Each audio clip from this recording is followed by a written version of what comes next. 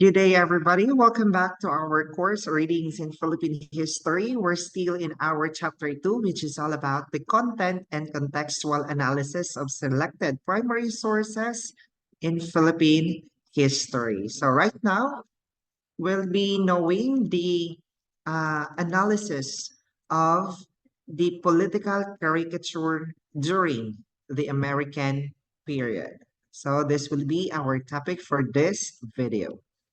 So the transition from Spanish colonial period, no? Ang transition down sa Spanish colonial period to the American occupation period demonstrated different strands of changes and shift in culture, society, and politics. Therefore, ang kanina transition down ang kanina transition brought about distinct changes across different aspects of culture, society, and politics. The Americans drastically introduced democracy to the nascent nation, and the consequences were far from ideal. So with this statement, kanina statement, no, ang Americans played a significant role sa pag-introduce sa democracy, or if we say democracy, mo na siya ang system of government rule by the people sa newly formed or kanang developing nation. And the outcome or the consequences were far from ideal or were not favorable. Aside from this, um, it was also during the American period that Filipino were introduced to different manifestation of modernity like healthcare, modern transportation, and media. Ang kaninga manifestation of modernity kay sometimes makita nato as aspect of progress and development nga magdala og positive changes in the daily lives of people. However, importante sab nga atong i-recognize ang mga impact of these changes, no? Nga atong ma-recognize ang mga impact of these changes na it could be complex and might have both positive or negative dimensions. For example, presently, ato ang modern healthcare, di ba no? Presently, ato ang modern healthcare and ato ang transportation. For example, ang healthcare and modern transportation can enhance the quality of life. They may also pose nga mga challenges related to issues like accessibility, affordability or ma-afford ba ni siya, and even cultural adaptation. Next. The post-independence and post-Filipino American period in the Philippines were experienced differently by Filipinos coming from different classes. So the post-independence here and the post-Filipino American periods in the Philippines were characterized a different experiences for Filipinos based on their social classes. No, for example, if based sa post-independence, no, sa post-independence period, ang mga elite or mga upper class members might have continued to hold positions, no? We continue to hold positions of political and economic power after independence. Muna siya sa mga elite or the upper classes. However, ang mga lower class under sa post-independence period, no? Usa ka na dinhi. Ang katong mga lower class might have faced challenges like limited access to resources and potentially slower ang ilahang improvements in living standards. Mga na siya sa post-independence. But in terms of the post-Filipino-American period, ang mga elite or ang upper class might have continued to play a significant role in shaping the country's trajectory and adapting to new economic and political realities. Na siya, no, ang kalahian or ang mga experience sa mga Filipinos during the post-independence and the post-Filipino-American period. Next. The Upper Principalia class experienced economic prosperity with the opening up for the Philippine economy to the United States, but the majority of the poor Filipino remained poor, desperate, and victims of state repression. So the Upper Principalia, ang kaning Upper Principalia class, experienced economic prosperity because ang kaning principalya sometimes or often associated with traditional elite ng mga families might have benefited from trade, investment, and economic policies that favored their interest.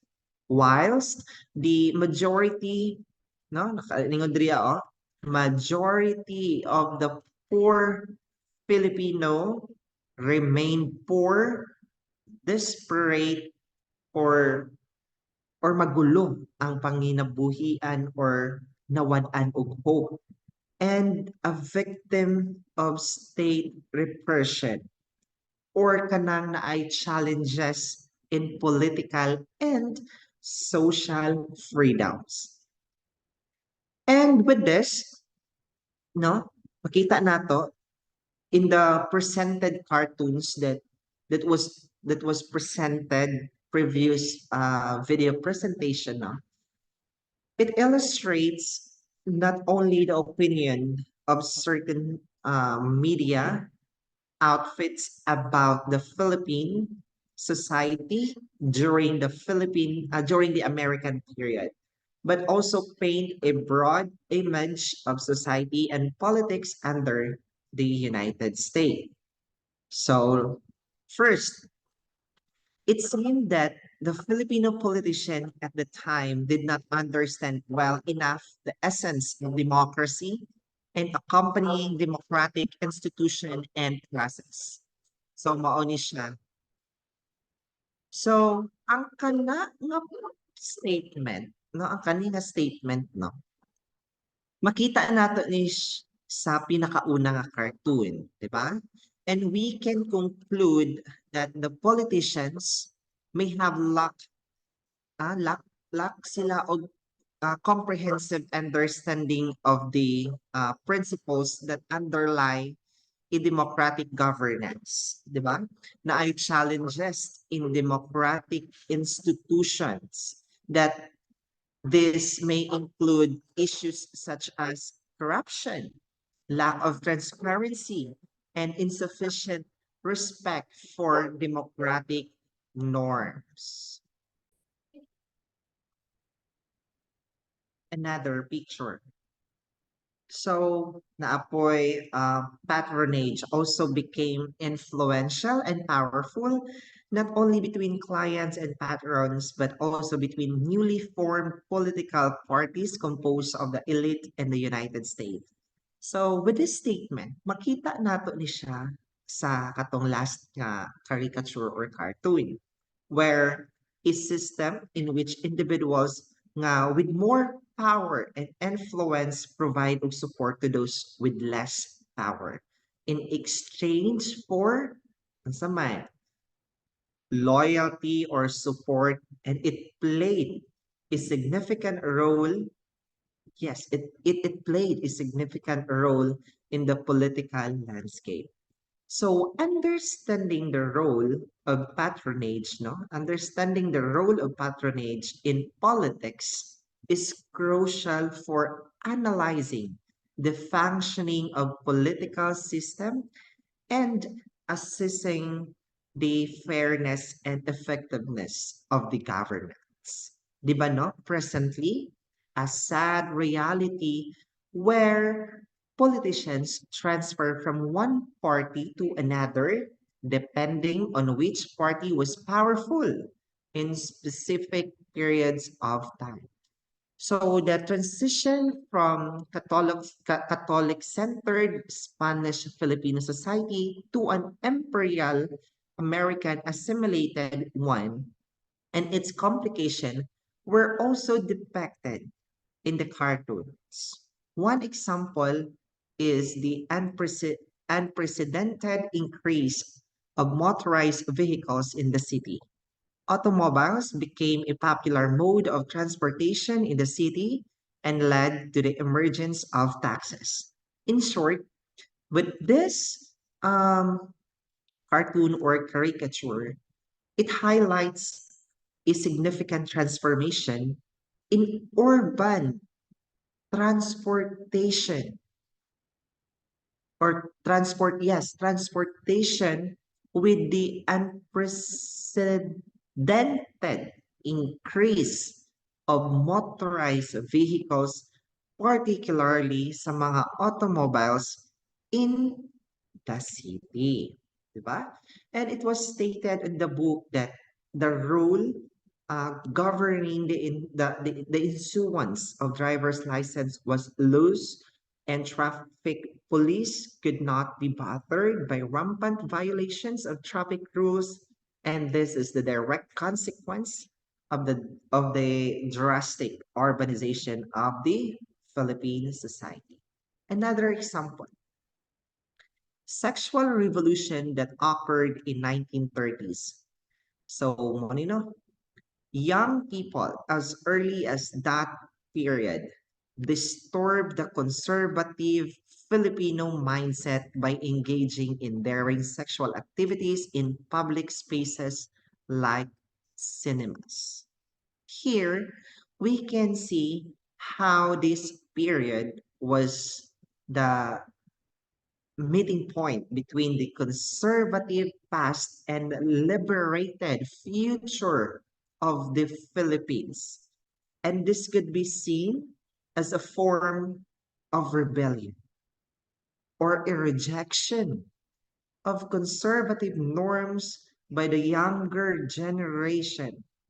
Therefore, it is important to note that the extent and impact of such changes can vary across different regions and communities within country.